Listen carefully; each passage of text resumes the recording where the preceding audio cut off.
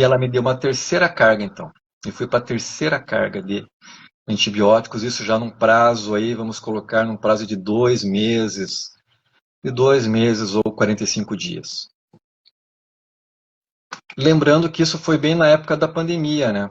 E naquela época os hospitais estavam todos cheios aqui em Curitiba. Eu tomei essa terceira carga de antibióticos e voltei a ficar mal. 5 dias, pensem, 45 dias para 60 dias, um quadro diarreico, né? Quase que diário. Eu estava com 87 quilos, eu cheguei a 72 quilos, então perdi bastante peso. Naquela época daquela pandemia, aquele estado de estresse todo, né? Eu cheguei em casa, fiz a minha malinha, me despedi das minhas filhas, pensando, será se volto? Porque eu já estava tão fraco, né? Que vai caindo a tua imunidade. E eu ia para um hospital cheio, repleto de Covid. Só que, para minha sorte, os hospitais não tinham vaga. Não tinham vaga e eu voltei para casa. Então, eu marquei uma consulta com esse médico de São Paulo, só que eu tinha que fazer um exame de hidrogênio exalado. E em Curitiba só tinha 2 pessoas que faziam esse exame. Das 2 pessoas, uma tinha sumido. Então só tinha uma em Curitiba que tinha esse aparelho do exame de hidrogênio exalado. Procuramos a doutora Fabiola Machado, ela atendeu a minha esposa que tinha feito a ligação.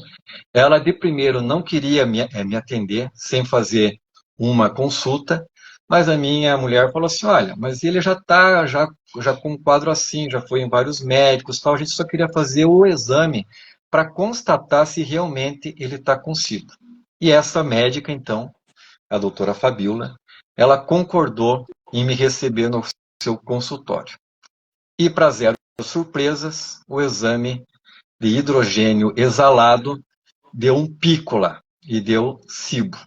Então, depois de quase 3 meses eu descobri que eu estava com SIBO.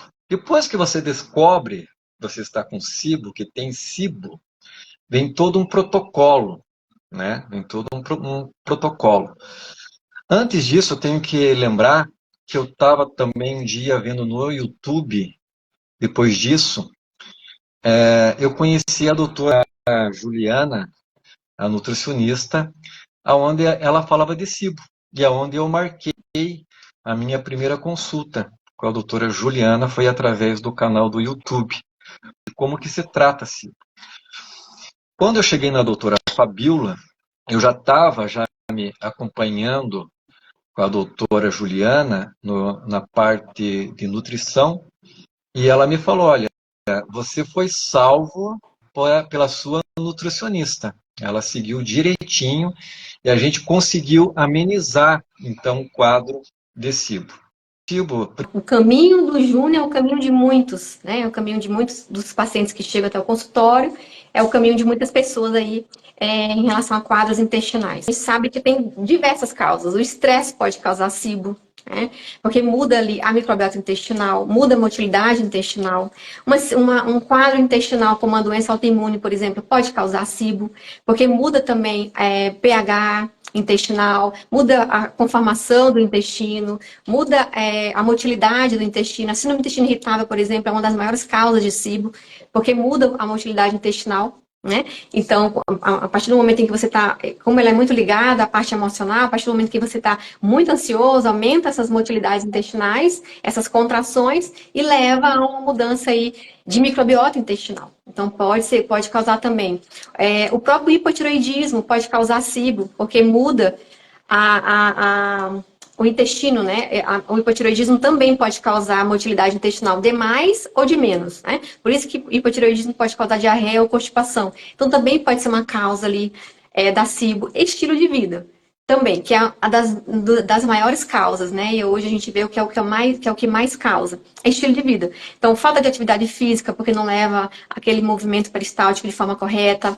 Alimentação irregular, alimentação ruim, né? Então, a gente come muito carboidrato, muito doce, muito açucarado, muito FODMAP, são a frutose, a lactose, a sacarose, a glicose. Então, quando a gente tem uma alimentação muito irregular, às vezes é bebida alcoólica junto. Quando a gente tem uma alimentação muito irregular, isso pode causar e pode gerar como a gente estava comentando, um desequilíbrio que pode ir piorando, piorando até se instalar a SIBO, esse supercrescimento bacteriano.